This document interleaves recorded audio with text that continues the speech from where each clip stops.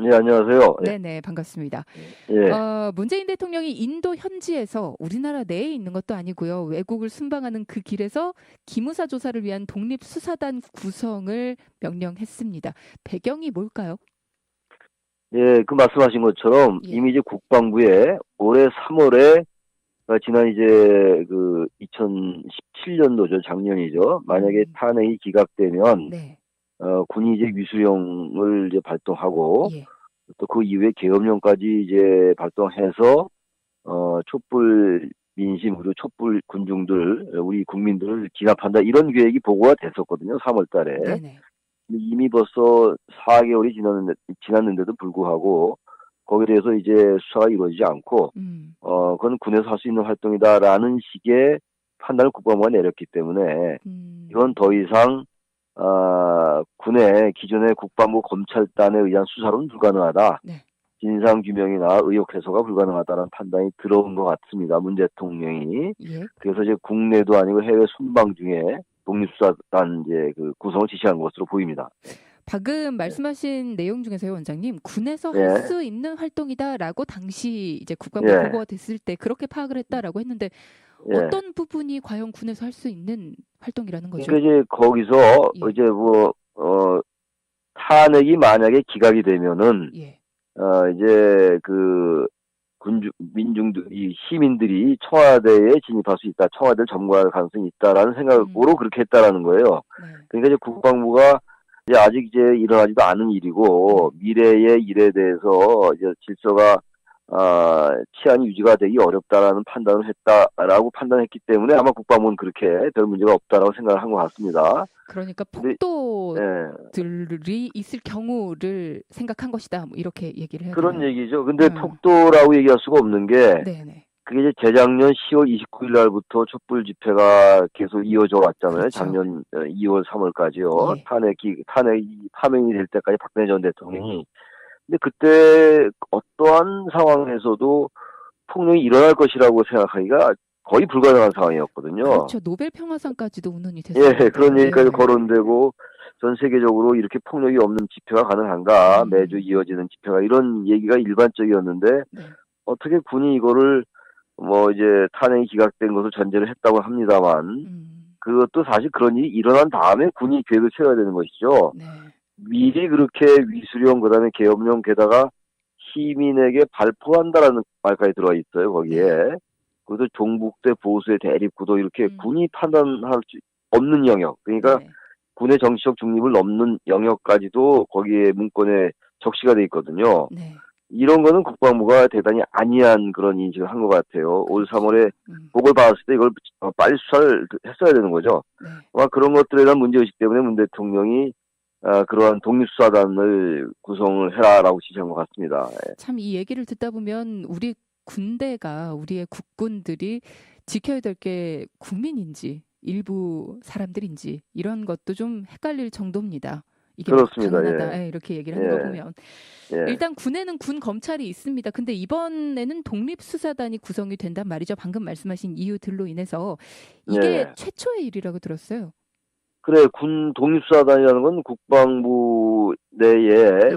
이제 물론 군 검사들로 구성이 되는 겁니다, 일단. 근데 네네. 이제 이 독립수사단은 지금 말씀처럼 창군 이래 처음입니다. 네. 이렇게 이제 국내의 사건을 가지고 수사를 하는데 예. 별도로 국방부 검찰단을 이용해서 하지 않고 별도로 이러한 조직을 만드는 건 뭐 어떤 대한민국 국군 창설 이래 처음인데 그만큼 이 사안을 위중하다고 판단하고 있는 거겠죠. 음, 그러니까 이제 좀 내란 예비 음모까지 나오고 이게 과연 국헌 문화를 목적으로 했느냐 안 했느냐 말까지 나올 정도거든요. 네네. 이거야 뭐 나중에 수사를 하고 또 나중에 최종적인 판단을 받아봐야 알겠습니다만 네. 어떻게 보면은 친위 구테타적인 성격이 분명히 있는 거죠. 음, 그렇지 않고야 특전사병력 동원하고 장갑차 탱크를 동원해가지고 그럼요. 진압하는 이건 도저히 상상할 수 없는 거죠. 네. 예. 어. 일단 독립수사단이 어떤 분들로 구성이 될까, 정말 객관성을 유지할 수 있을까, 이런 부분에 대해서도 관심들을 갖고 있으십니다.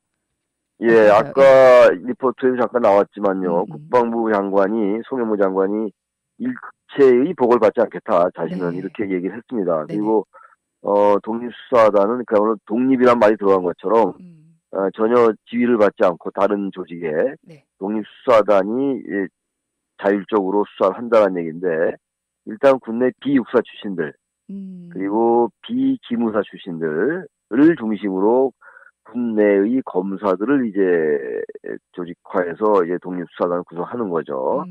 그러니까 셀프 수사를 맡겠다는 거네요. 그렇죠. 왜냐면 기무사 출신의 이제 군인이라든지요. 예, 예. 만약에 육사 출신이라면 또 팔이 안으로 굴 수가 그렇죠. 있으니까 아무래도 기무사에는 육사 출신들이 많겠죠. 네. 예. 그래서 아마 그렇게 조직을 하는 것 같습니다. 예. 지난 3월 말에 보고가 됐을 때 이게 실행 계획은 아니다. 그저 문건일 뿐이다. 뭐 이렇게 이야기를 하시는 분들도 있습니다. 실제로 계엄을 시행할 의도가 있었는지, 그러니까 부대 동원을 위한 준비가 이루어졌는지 이 부분을 따져야만 위법성을 좀 그렇겠죠. 이야기할 수 있죠. 예. 그렇죠. 그러니까 이거는 기본적으로는요.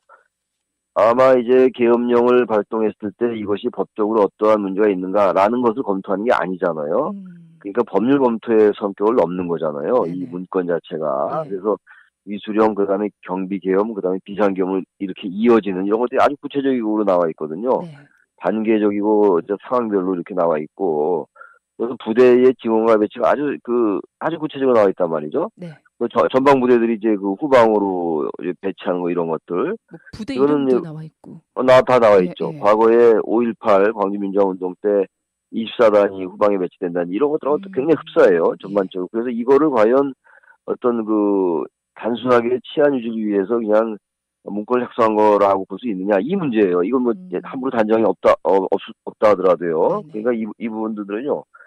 굉장히 어쨌든 다툼의 여지가 물론 있습니다만, 내란 예비 음모냐 아니냐라는 논란이 있을 수밖에 없고, 이 사안은 굉장히 휘발성이 굉장히 강한 사안인 것 같습니다. 네. 예. 단순히 문건만 작성했다 하더라도 이거 문제 아닙니까? 문제죠. 왜냐면은 이러한 일이 발생한 다음에 이제 도저히 치안 유지가 경찰에 의해서 유지될 수 없다.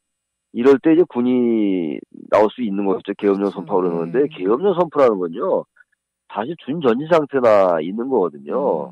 과거에 박정희 정권 때 계엄령, 위수령 선포 이런 것도 전부 불법적인 거였단 말이죠. 네네. 근데 이 촛불 집회를 하는데 그걸 가지고 탄핵 기각을 전제를 했다고 합니다만, 이건 상상하기 어려운 거죠. 그러니까 이것이 친위 구테타의 성격 아니냐라는 지적이 나오고 있는 거라고 생각합니다. 네. 기무사가 세월호 가족들 사찰했던 내용도 있고요. 뭐 일단 기무사 쇄신은 반드시 필요하다라는 이야기가 많습니다. 어떤 부분이 쇄신돼야 될까요? 기무사가요, 과거에 국군 보안사령부거든요. 예. 우리가 흔히 얘기하는 보안대잖아요. 과거에 79년도 10월 26일 박정희 전 대통령이 암살당하고, 그 다음에 권력이 전두환 전 대통령에게 모여졌는데, 네네. 그때 전두환 대통령이 국군 보안사령관이었거든요. 그러니까 이 기무사가요, 그 다음에 이름을 바꾼 거예요. 국군 보안사령부를 1991년도에 바꿨어요. 네네. 기무란 말은 어떤 기밀이 유지된다는 의미에서 쓰는 말이거든요. 기무라는 말이. 그러니까 본래 목적하고 달라졌다. 다른 거죠. 전혀 이 보안사는 원래 기무사는 대공, 방첩, 국내의 어떤 보안 이런 것들을 주요 업무로 하는 건데, 지금 말씀처럼 세월호 유가족도 사찰하고, 그리고 과거에도 기무사가 민간인 사찰한 예가 굉장히 많아요. 제가 사실 옛날 대학 다닐 때는 당실안에 보안사 요원들이 들어와 있고 했었거든요. 그런 것들을 개혁하자라는 겁니다. 네. 자, 오늘 많은 이야기 감사합니다. 예, 고맙습니다. 최창렬 용인대 통일대학원장과 함께 했습니다.